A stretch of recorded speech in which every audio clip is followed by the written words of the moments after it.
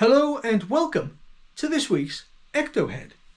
As you can see by my shirt, summer has arrived in the UK, and I can tell you it's hot, hot, hot. I've been looking at everything that's been going on recently around the world. More specifically, the amount of people who are in positions of power who appear to be building bunkers, dumping stock. Is the end times? I certainly hope not, because I'm left with the distinct impression that just as we're about to get disclosure, just as we're about to be technologically advanced enough to discern certain things around us that have hitherto been hidden because we're just not technologically sophisticated enough, that it's just our luck as the human race to have some kind of natural disaster take it away from us. And the elites being the elites, they don't want anyone else surviving this, and so they do as they do. They build bunkers and they sell as much as they can without causing any suspicion in order that they've got all the money, or at least enough money to buy whatever it is they want in a brave new world. Is this what happens when we look at the texts, the ancient texts, and we hear stories of men who came from the sea to educate a newly reborn humanity after the last disaster? Who knows? Maybe that's a subject for another video. But today, as you can see from the footage behind me, I'm going to be talking about a chap called John Leonard Walson. A British chap who has been for about 15 years or so photographing what he believes are deep space objects, and of course the moon.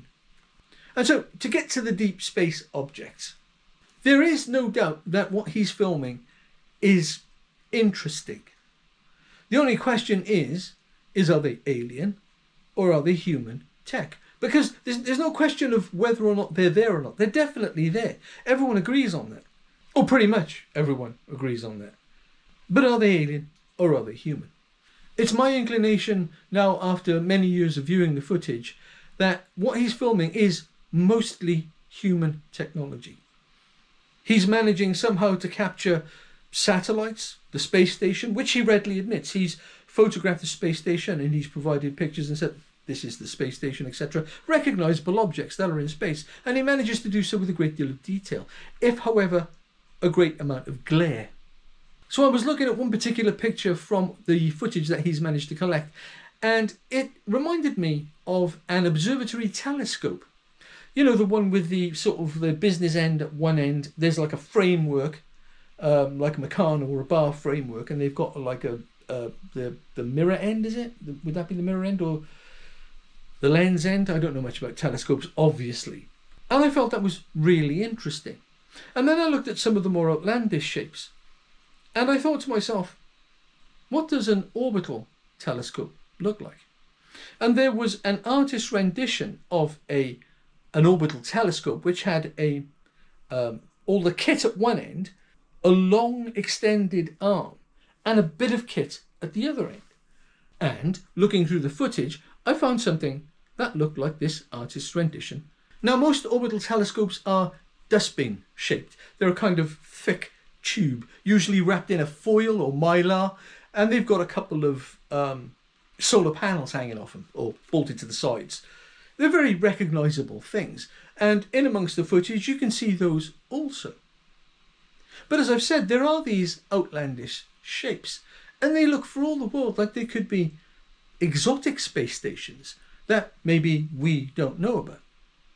So when you look at the footage in its totality, there's no doubt that there's a lot of stuff up there, and it's all different shapes and sizes, and it looks to be quite far out. And we can't ignore at this point the various cries that he's hoaxing. And if he is hoaxing, then he's gone to a great deal of effort to recreate something that you can just do by pointing an object out into the sky. And that fact on its own makes no sense. Why would you go to so much trouble to replicate something that's quite difficult to replicate unless you're just doing the observing naturally? In this particular bit of footage here behind me, you'll notice that as the camera moves across the surface of the moon, that there is in fact heat haze. Now, I'm not saying that's not entirely unfakeable. But why would you bother? What doesn't help matters is John Leonard Walson is very secretive about his setup. He's managed to get this resolution, which, let's face it, is quite outstanding, from off-the-shelf kit hooked up to a laptop. I, for one, personally, would like to know he does it, because I wouldn't mind doing the same, so that I, as a third party, could validate for myself what he's doing and back up his findings. Either way, if he is doing what he's doing in a very DIY fashion, it's an impressive bit of tinkering.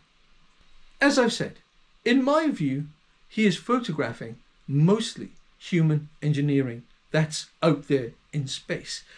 The shapes are all very angular, and they kind of remind us, if they were to be resolved at their best resolution, of things that we see, or parts of things that we see, like suspension bridges, cranes, that kind of thing.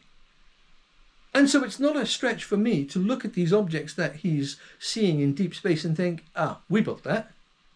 For me, most of what he's looking at bears all the hallmarks of human engineering. And if it is human, then that brings a whole host of other questions. He's managing to photograph a vast array of things up there, which hints at what Gary McKinnon called the secret space program. And the secret space program revolves around the idea that we as humans have developed spaceships that can travel from star system to star system. Something which the public, and many politicians across the planet, would be unaware of. Hence the word secret space program. It's actually quite bonkers to think that maybe, well, if you believe some of the stories, since the 1970s, we've been building starships that can fly interplanetary. And that fills me with sadness, because we've been robbed on many levels. We've been robbed of the information that we've got a secret space program. And we've been robbed of the fact that we can travel to the stars. And if that is the case, if, as is beginning to be suspected, life is everywhere, then the remnants of life are everywhere. And that means these groups of people, this group of people in the secret space program, have likely travelled everywhere and seen everything, and we, the human race, have been robbed of that information. With everything that's going on with regards to disclosure and all the various very dubious and secretive measures that these people have taken to keep the UFO secret, I think there's more to come. And what I've just outlined, I think, will be one of the final secrets to be revealed, if indeed it's true. The moon is coming under greater and greater scrutiny now. We've got more people looking at it all the time. There are all kinds of really bizarre bits of footage of things travelling across the face of the moon, apparently spotted by individuals who were just moon gazing. And that brings me to the footage behind me. I've conveniently paused it here. Now, if you take a look at that, you'll see in the middle of this crater a collection of rocks, buildings, possibly, maybe. Either which way, whatever that is in the middle of the crater, it doesn't look natural. You'll see there 3 domed buildings, what look like covered corridors, walkways, pathways, leading out to smaller outbuildings. And I find this kind of stuff fascinating. There are apparently ancient texts which state the moon wasn't always in the sky. There was a time when the sky was black at night. There was no moon to light the way. And if that's true, then the rumours of the moon being a base of some description might be true. Did Lou Elizondo state just recently that there were monoliths on the moon? Other people have stated that there are ruins. There's that whole story that Mars was Earth before Earth was Earth, and maybe the moon is part of that narrative. More and more, very slowly, and as time goes by, we're peeling back layers of the onion, or at least parts of the layers of the onion.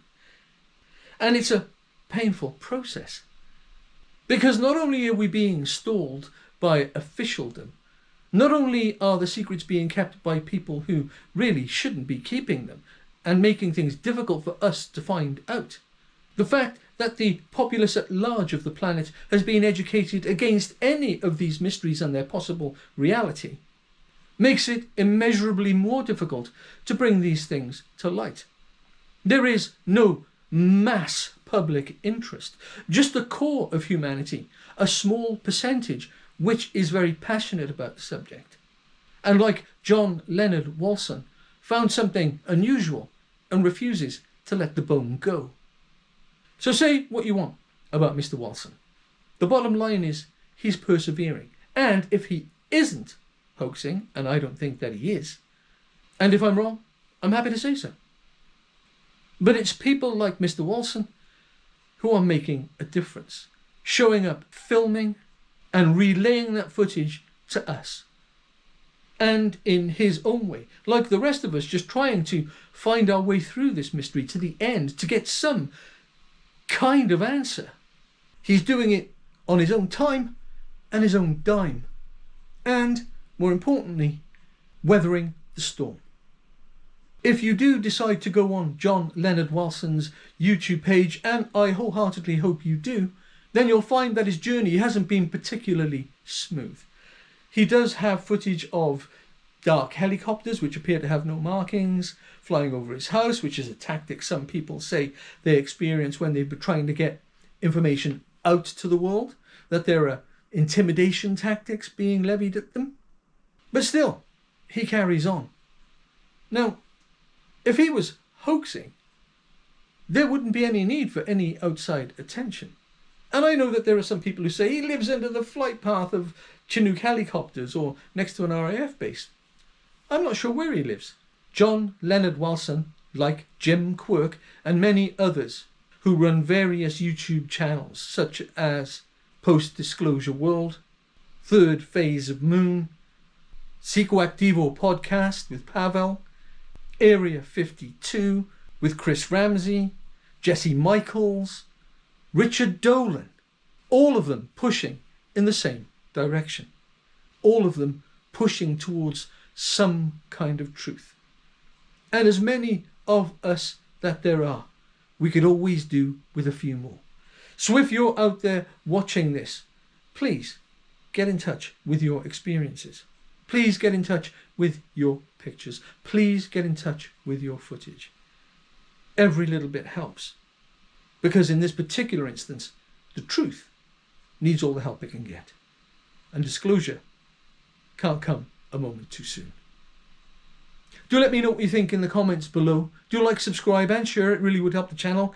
And until next time, bye bye.